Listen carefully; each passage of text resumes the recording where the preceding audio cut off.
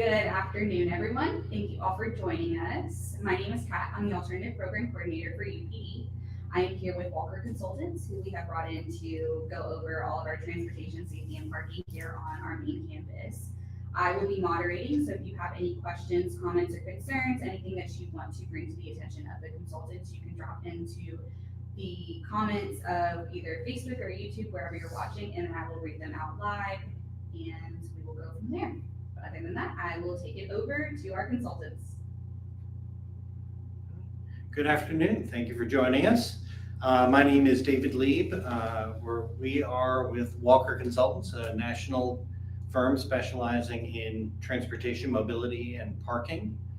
And we are on campus to see what can be done to have things improve and keep up with campus growth, change, development, evolution over time.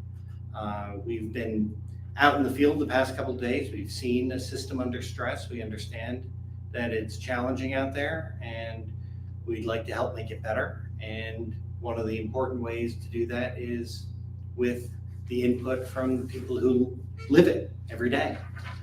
So that's the purpose of this session. So my entire background is in higher education, parking and transportation administration. I was at Cornell University in upstate New York for about 23 years. Left there to be the director of parking and transportation at the University of Colorado Boulder, and did that for 2. And joined Walker coming on 11 years ago. And in the past, 10 plus years with Walker, have had the opportunity to work with over 90 different campuses around the country. So we get to see a lot and hear a lot. We see challenges that are similar from place to place, but we see that the solutions every place are different. Every place is unique in terms of the demographics, the topography, the climate, the region. So we're very sensitive to that. But before we open the floor, I'd like my colleagues to also introduce themselves. Hi, I'm Karen Paris. I've been with Walker for 6 years. I work with David on the higher education team working on master plans for campuses, and I'm in the New York office.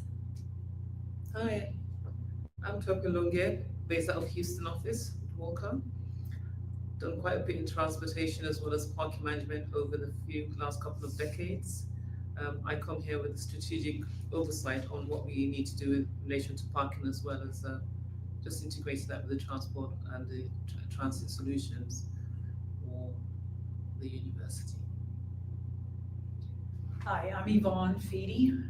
I'm also in the Houston office. I've been with Walker for a little over a year now, and prior to that I was an assistant director at the University of Houston in the parking and transportation department there. And I'd like to point out that this is part of a broader study that Walker is doing with the university. We also had a team looking at transit and shuttles over the past couple of days, and all of that information from transit and shuttles and parking and transportation are all going to be melded together and considered together. So if you have comments about those aspects of getting to from around campus, we're interested in all of those experiences around access and mobility. So with that, we'd love to open the floor for comments and questions and suggestions, and we'll address them as they come.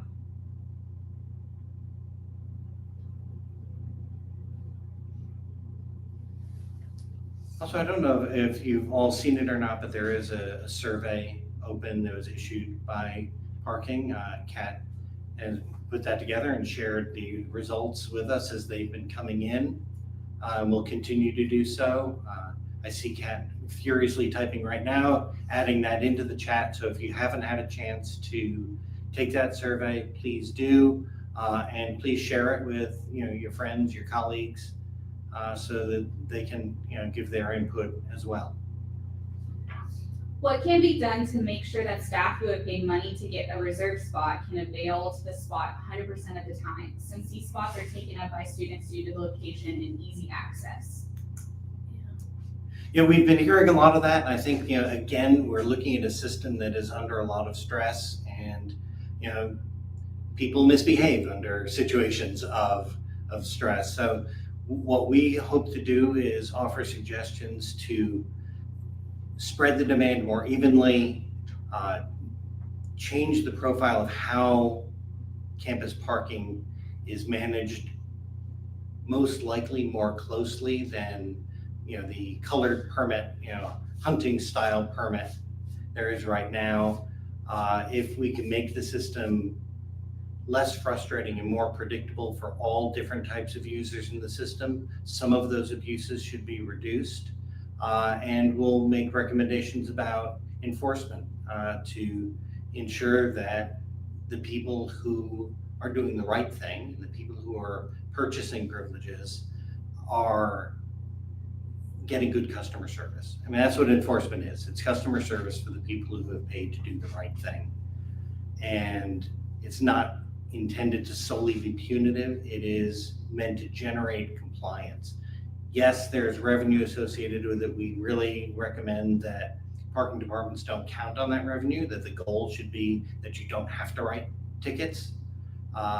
So the goal is to generate that compliance. I think it's a great question. It is very worthy of being pursued, and it is front of mind for us. And then following up on that, the customer service, they stated also, and calling parking is tough and no one responds and can't send anyone on time to address the illegally parked car. Yeah, I think that, that is something that can improve over time and with the appropriate level of staffing, which parking folks are addressing right now. The license plate recognition based permitting and enforcement can be very efficient, allowing that staff to get to lots more frequently and hopefully avoid the necessity of reporting individual incidents because everything is getting covered, every day and multiple times a day. So we'll be making recommendations about streamlining the enforcement program such that it is consistent. The more consistent it is, the less tempted people are to gamble, because that's a lot of the activity is gambling activity. Please note, parking services earned from both sides from the parking permit and then ticketing the illegally parked car. And other one who loses out is who has paid for parking. And so the one who loses out is the one who pays for parking. Understood and agreed. The goal is to have people follow the rules and to have a system in which people who are paying for parking can feel confident they're going to find it, and people who are parking illegally can feel confident that they will be caught and that they shouldn't even try it. The goal again is not to make money from enforcement. Ideally there is enough enforcement that people don't take the chance and don't get a ticket. I think there are multiple streams to that. Yes, the idea of there being regulations around parking is one thing, and then there's an element about people understanding what those regulations are, what the parking limitations are. And I think one of the things that we're going to be considering is communication and how we improve on the communication, how we improve on the information that is being cascaded or information that is being put out to users so they understand the demarcations. The assumption could be that people are illegally parking because they want to violate. Another could be that maybe they don't understand. So the communication is going to be improved. That's one of our recommendations. And also the enforcement to some extent, because as David rightly said, enforcement is not there to take money off people. It's there as a compliance thing. It's the idea for it to serve as a deterrent for people to actually to violate whatever regulations are out there, and so that doesn't leave people that have actually legally paid or paid rightfully, doesn't rob them of the right to actually have the space to park. What is the timeline for suggestions and adaptation for the same to figure effectiveness of the suggestions? Can you repeat Yeah. the question? Timeline? So what is y'all's timeline for giving suggestions, and then what is also the timeline to enforce those suggestions? Right, so the survey is open through the end of the day tomorrow. But if you have other comments to send through to parking services, Kat, can you describe the pathways for that? Yes, so once the survey closes, we will also have an additional form that'll be on there that you can just go in and submit blanket concerns, questions, and items that we can or cannot follow up with. Just depends on the items. If it's something that needs to be addressed as soon as possible with parking, and if it's not something we have to get Walker consultants involved in, that's something that we can step in and do, or we will also be in constant communication with Walker consultants. Yeah, we are continually gathering information throughout the fall semester. So if you have ideas, thoughts, questions, please pass them through to parking and they will send them to us. Parking has been very clear that nothing is off the table, that we've got really a clean slate to approach the challenges with. We are not here to defend the current system. We are here to look and see what the best options are moving forward, especially as the university continues to grow at a rapid pace. The number of red parking spots has been decreasing. A Texas State future development plan looks like more parking spots will be eliminated. Are there actually enough parking spots on campus for all staff? We are going to analyze that over the next couple of weeks.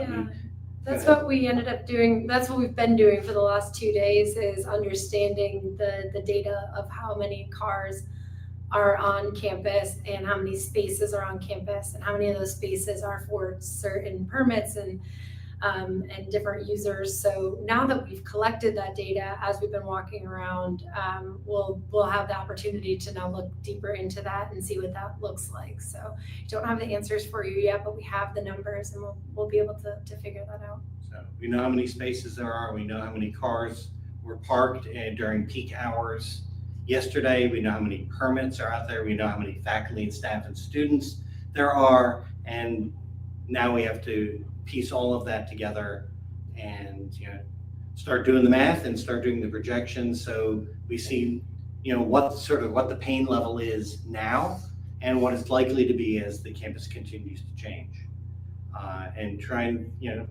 recommend ways to minimize that the challenges. Right, in those projections, we'll look at, as you mentioned, the red spaces are decreasing. So looking at what's happening with the development in the future and how that's impacting parking, both from taking away spaces or from adding residents or from adding parking garages, which is in the master plan. We'll see what all of these things look like and how that actually plays into what's happening on campus.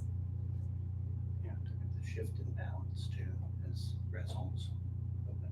I haven't yet, but would you like to? But go ahead. Right, yes. So that's another thing that we'll be looking at too. So there's been 2 new residence halls that have been open on campus. There's another res hall that just started building recently. So this adds more resident students to campus. So when we're looking at all of these new beds on campus, that means there's going to be a difference between how the commuter students and the resident students are parking and what that balance shift looks like as more people are coming. So we've got to look at the data to see, is what we're doing right now between the allocation of those spaces still makes sense as it is and into the future when we get more residents. So that is shifting, and we've got to figure out what that looks like shifting forward.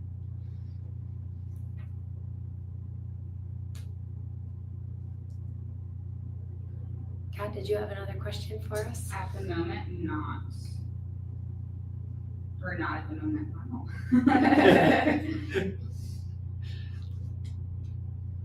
So, one of the things that, as Karen is referencing, is the car ownership patterns of resident students and off-campus students are different. The amount of time that a vehicle is on campus for a resident student versus a commuting student are different. So as the balance shifts between resident and commuting students, so do those behaviors, and so does the way the parking system is used. So that's what we will be accounting for.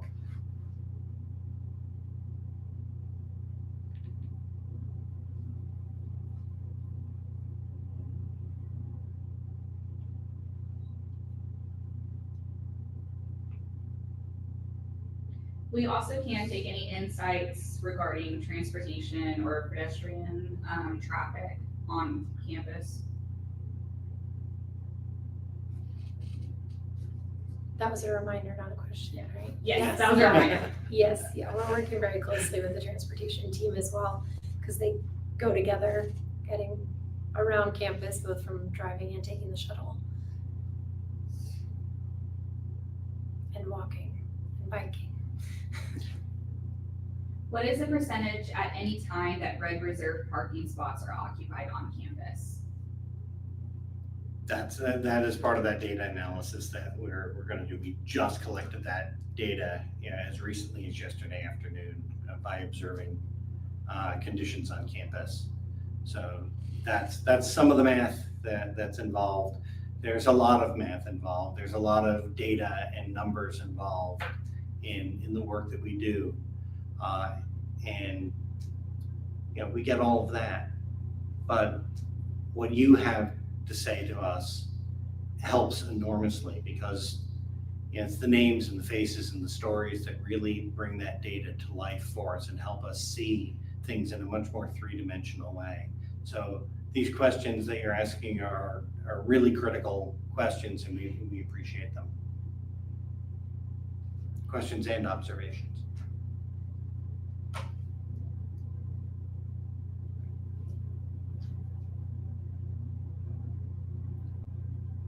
Some of you, in addition to attending this as individuals, also represent other constituencies on campus. So please feel free to convey some of those those issues that you may be aware of on behalf of others whom you may represent or work with or go to class with.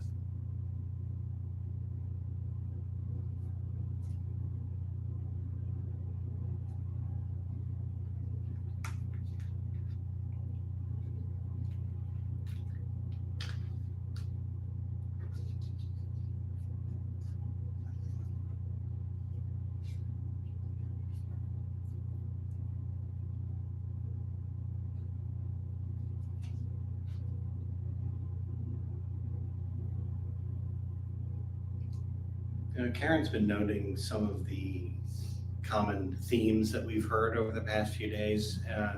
And can you share some of those, see if they resonate with some of the folks who are online today? Yes, sure. Yeah, so we've been doing a few town halls in the same format, and also speaking to people and reading the comments from the survey. So we've got right now a list of 9 of the top concerns that we've heard. And the very first one you've already mentioned. So there's enforcement. So that frequency, consistency, making sure that the people that are supposed to be parking are parking. And then another thing we keep hearing is that there's too many reserved spaces. So hearing that frustration of driving by spaces that are reserved and that I can't park in, even though I'm looking for a parking spot and there's an empty spot there. Convenient availability has come up quite a bit. It takes me a long time to find a parking spot. I'm not finding it where I want it. The policies and hours around permits, just clarity. I think that's something you were mentioning, like understanding what those rules are and where I can park and how do I park. Visitor parking and the use of the paid garages and the pay to park spaces, and how that affects permit holders versus guests in those areas. The service and delivery spaces, I think that's very similar to the reserve spaces. The options for drop-off and pickup locations on campus, as that relates to residence halls. How do I drop off my groceries? How do I get Uber Eats delivered? How do I get dropped off by a friend if I don't want to park? So those are pieces that have been brought up and seeing what that looks like on campus and where is it right now and where could it be. And the last one I have here is events and partnerships. How do we park as an event? How do we get guests on campus in an easy fashion? And how does the current parking situation limit potential partnerships with the community? So we had a question and a comment come in. When you look at the parking spot striping, in particular, there are a lot of parking spots my truck won't fit in. Yeah, it's a tough balance, isn't it? I mean, if spaces are striped wider, there are fewer spaces in the lot. So I think that, over the years, I think parking has tried to find what that balance is. Some of the lots are very tight, not just the spaces, but the aisles too. But that has to be weighed against the number of spaces that are available in total. But definitely saw some areas out there that were tight. Definitely saw some areas out there where the striping is faded and perhaps faded to the degree where it's not even visible. So yeah, we've had an eye on all of that and understand that there are a lot of large vehicles trying to park on campus, and yeah, some of the spaces are pretty tight. Some of the garages have Right. A ceiling that's pretty low. There's nothing we're going to be able to offer to fix that one. But it certainly appreciate your mentioning it. It's important to be aware of. I'm not an athlete, but I think the athletes should have a lot for parking somewhere on campus so they don't have to take the shuttle. Yeah, again, it's about balancing access, so that everybody sort of has an equal shot to get around campus. I understand the responsibilities of student athletes sometimes, exceed those of other students, but, other students also have other demands on their time as well. So again, I tend to use the word a lot, the word balance a lot, to balance those needs. And oftentimes, helping someone get from their vehicle someplace else on a shuttle gets them there faster and closer to the door than moving a car and searching for parking and then having to walk from that new parking space. So again, we want to make sure that what we're providing is the best possible access for the most possible people. And some of that absolutely is parking, and some of it, may not be able to be, just by virtue of the limitations within the system, number of spaces, and the amount of traffic that the road system can handle. As paid consultants leading in parking design, what challenges or constraints do you currently see in the current parking infrastructure? Right now, a lot of it is supply versus demand, for sure. We're still taking the measure of that. But some of it is how the parking system is managed. Right now, you've got these broad swaths of privileges, for red permits, green permits, purple permits, and so on, that are essentially hunting permits. And what that means is that the system sort of subtly tells you what to do. And what it tells you to do is to look at your favorite location first, the place that you really want to park the most. Even though it's full every day. When you get there, you seldom find a spot there. If you do find a spot, it's like winning the lottery. So you try it, right? I think we're all, eternal optimists when it comes to parking. But you end up checking that first lot and a second and a third. And by that time you've spent, 10, 15, 20, 30 minutes looking for a spot. You're harried, you're rushed, you're late, you're frustrated. So what happens is, this was not the wrong system. It's simply a system that has been outgrown by the campus as it continues to change. So that I think is the most prevalent thing we're seeing, is that if the system is managed more granularly than it is today, it should create a more predictable, less frustrating experience for people as they look for parking, because they can go to their assigned area first with a high level of confidence they're going to be able to find a space there. That's very different than the experience today if you come, say, after 7:30 in the morning.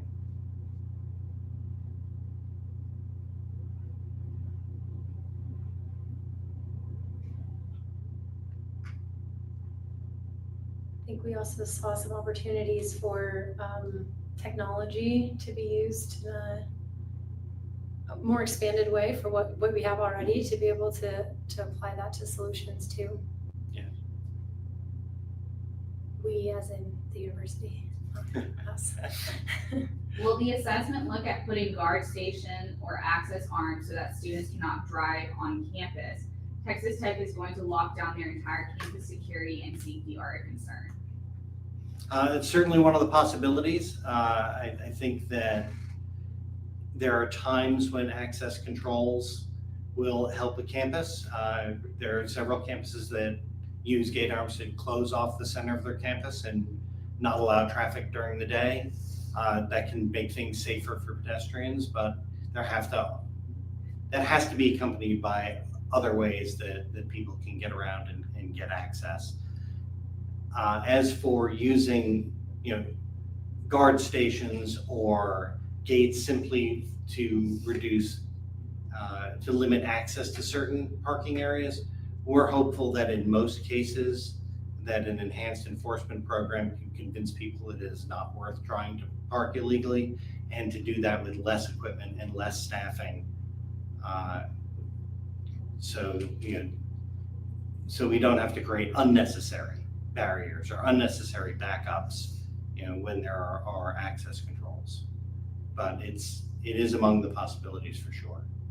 Commuter lots are only on one side of campus and no places to park until after 5 p.m. for use of the recreational center and activities on campus. Many of these were given to now on-campus students. For instance, the big parking garage near the rec center, many students after freshman year live off campus. Yeah, we've heard a lot of that one. That should probably be item number 10. I know, I was List, just right? thinking that, Yeah. yep. Yeah, I mean, it is very clearly, you can see it on the map, you can see it in the privileges, who has access to what parts of campus. And I think that all of that is on the table for looking at better ways to share and spread that access.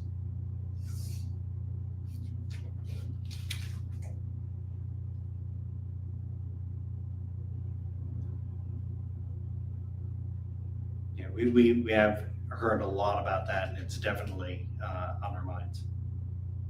Especially in connection to that rec center. Yes. Yep.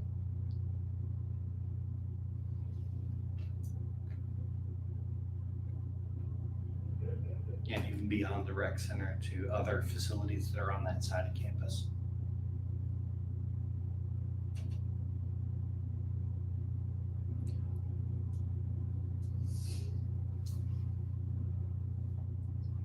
I know one big item that we've been talking about lately is freshmen bringing cars and vehicles on campus. I'm sure that's probably a lot on all the viewers' minds.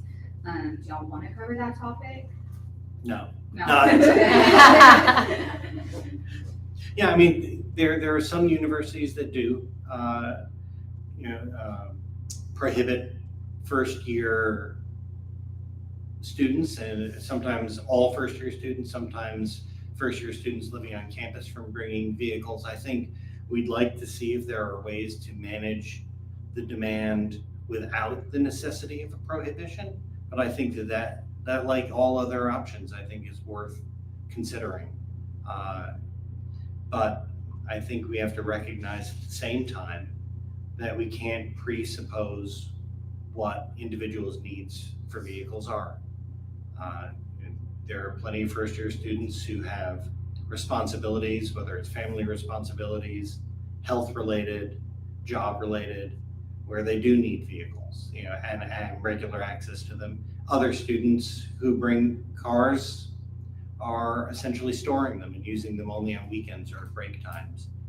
So I think whatever solution is recommended should respect all of those different types of needs.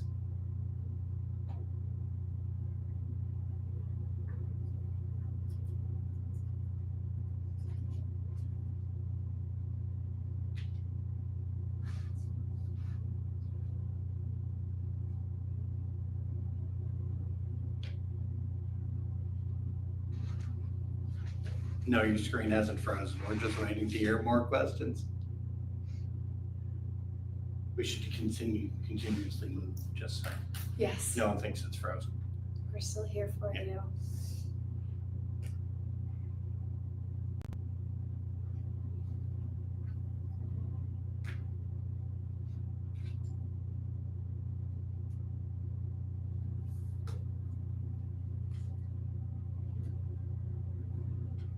Kat, no more questions? Not at the moment. Do you think I missed anything in our concerns? You've been here the whole time as well, our list of concerns.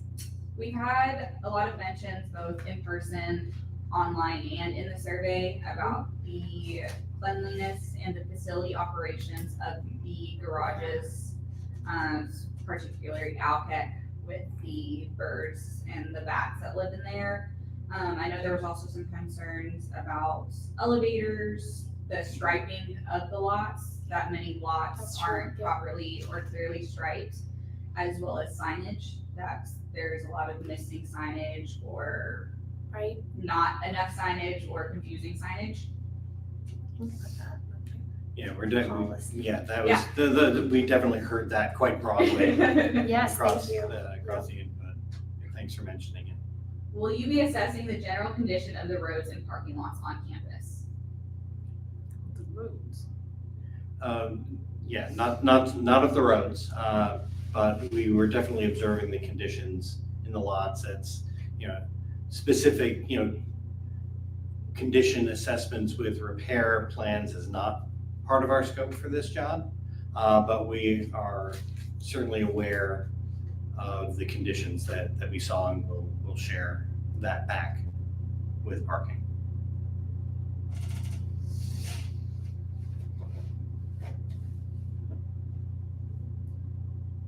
Did you want to talk about, the roadway or parking lot conditions that you're asking about? I'm glad you asked that. I was wondering too. Yeah. That's a hard thing about the comments is I want to hear more about what it is that you're speaking of. That what comes to mind when you think of the condition assessment? Sorry, yes, and. Yes.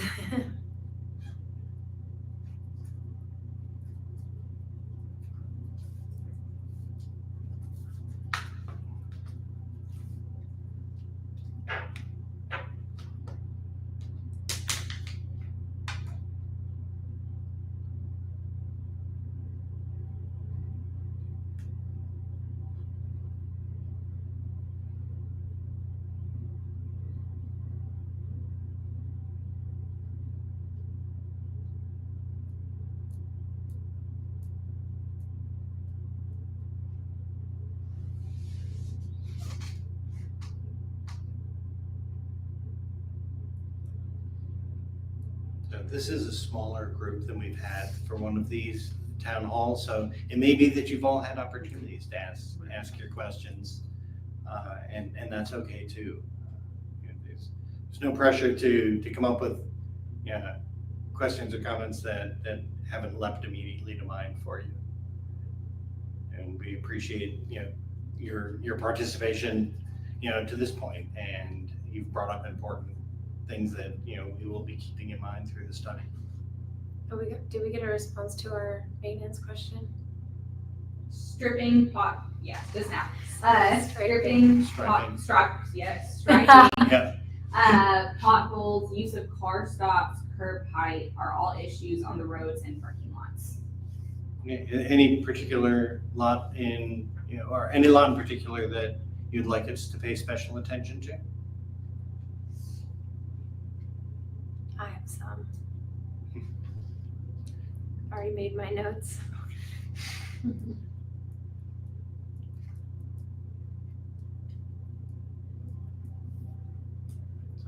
Lot 15. 15. All right, thank you.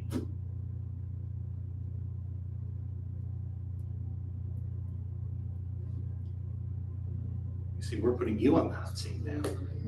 Yes. The Pleasant Street parking garage has a drainage issue on the second floor. Every time it rains, there's a puddle that takes up half the second floor for days. Would this issue be addressed? I didn't know about that one. Did you? I did not. I haven't. Oh. dry day. Didn't see. No, so in some way you have just addressed it yourself by bringing it to the attention of the parking folks in the room, so thank you.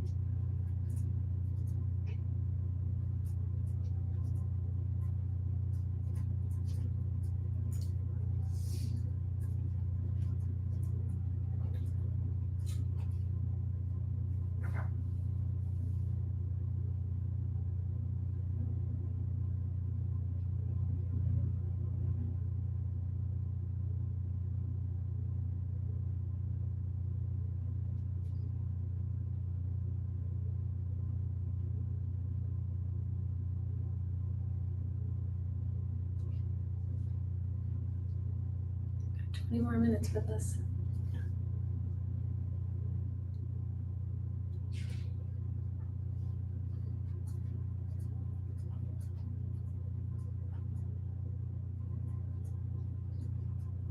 If there are no further comments or questions or suggestions, we are perfectly willing to give you 20 minutes back in your day. We'll give it a couple more minutes and see if anybody is busily typing, even as I say this. But I just do want to take the opportunity to thank you for taking the time that you have today and to share this. I mean, to see the system through your eyes as users of the system is really of critical importance to us. So thank you.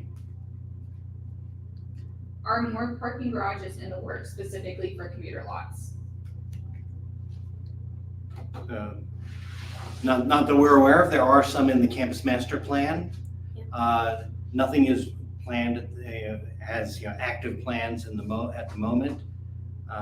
As we go through and look at supply and demand and the projections, we will make recommendations about how to address that future demand. Some of it may be through parking, some of it may be through improved transportation programs and systems and connectivity. I think we have to remember through all of this that there's also the surrounding infrastructure, the road system, and that there's a finite amount of traffic that those can take. So we have to make sure again that we're balancing the approaches such that it improves access, it doesn't hinder it. One thing I will comment on that is we do have the Thorpe Lane lot out by the big HEB for any of our people in San Marcos. That's how we determine HEBs, big and small. We do have the Thorpe Lane lot that should be live hopefully in October. It was supposed to be live before the start of the semester, but unfortunately there were some unseen circumstances with construction that will give a little over 500 parking spaces to commuter students. And then there will be a direct entrance and exit off of the 35 feeder road with a specific bus route that will pick up just from there. Great, yeah, and that should relieve some of the pressure on the system for sure. Okay, let's see.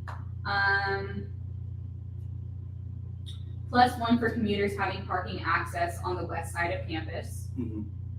Yep, heard.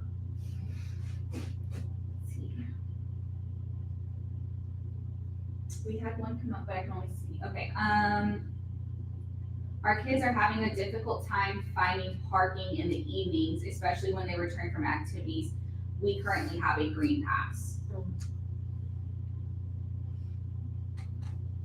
Then Texas State work vehicles have designated parking spots and often remain empty while they park in faculty or staff spots. Yeah, that was one of those key concerns that you had mentioned a little while ago, Karen. Students parking in. Well, no, the service vehicle spaces sitting Oh, empty yes. while those service vehicles go out, Yes. performing service and parking in other spaces. Right. That's essentially taking up 2 spaces from, within the system. So, we understand that, and that is definitely one of the things we're going to be looking at. The question about the green spaces, that's an important one. These are resident students. This is where they live. Ideally in a parking system, those permits are sold on a 1-to-1 basis. with the recognition that at some point everybody's going to be home at the same time. If there is, parking abuse within the system, that can lead to challenges finding those spaces after hours. And if privileges open more broadly after hours that allow people who don't have green permits to park in those green spaces, it is directly impacting those permit holders. This is part of the reason we're looking at different ways of managing the system and limiting the use of certain spaces to certain uses potentially at all times, as would be appropriate with residential parking spaces, for example. So I didn't want you to think that the green permit question went unnoticed.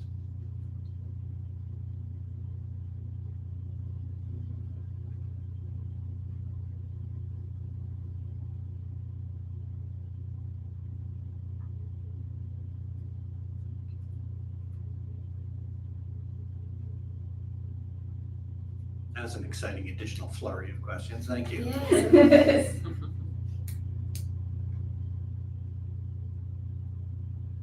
I didn't mean to imply I was losing hope.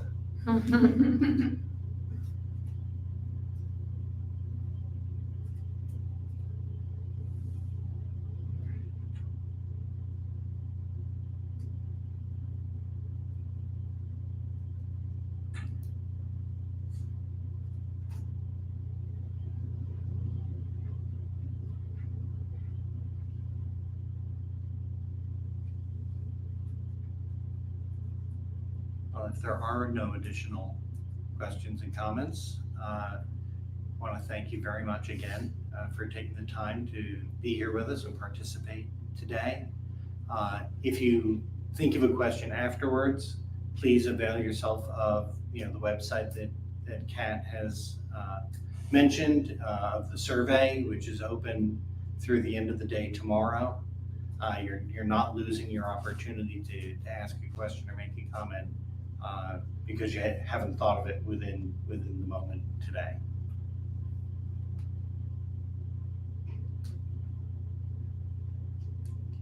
Great, thank you. So with that, we'll wrap it up. Thank you again very much for taking the time to do this. It does matter. It does make a difference. It does impact how we see the system and what kinds of recommendations